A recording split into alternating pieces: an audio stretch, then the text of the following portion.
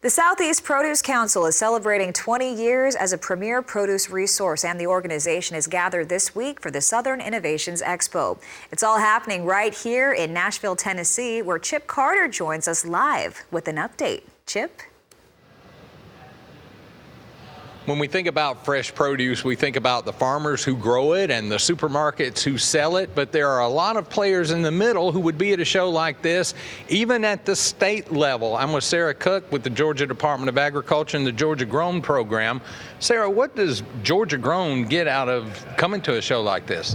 Well, with an Organics and Food Service Expo, we're really here to see what the latest trends are so we can take those back to our producers, and we can also know how to better market our Georgia products to the consumers. By knowing what the up-and-coming demands are, we know how to tout our great things that we have in the state of Georgia.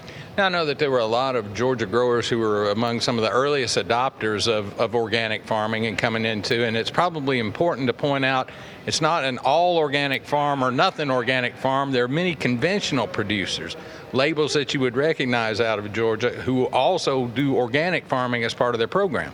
Absolutely. So a lot of our farmers have diverse land arrays. They have pieces of land all across multiple counties. So it's very easy for what would be called a conventional farmer to also have organic acreage as well to meet that consumer demand.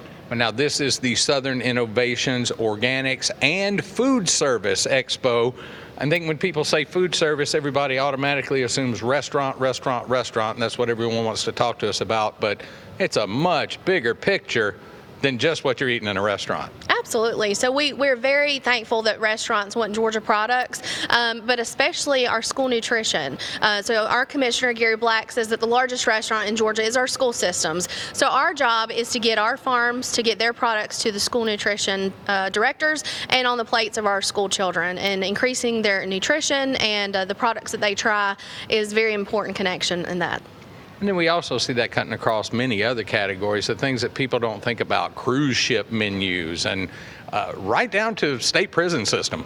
Absolutely. So any kind of consumer that's going to eat food in an industrial setting, we want to encourage them to shop locally, buy Georgia products, and we have a great array of products in the state of Georgia to offer. If you're not eating it at home, it's food service. Back to you, Christina. Thank you, Chip, and be sure to stay tuned as we head back to the Southern Innovations Expo in our next hour. We're going to have that for you tonight on the Rural Evening News, the latest in the fruit and vegetable industry.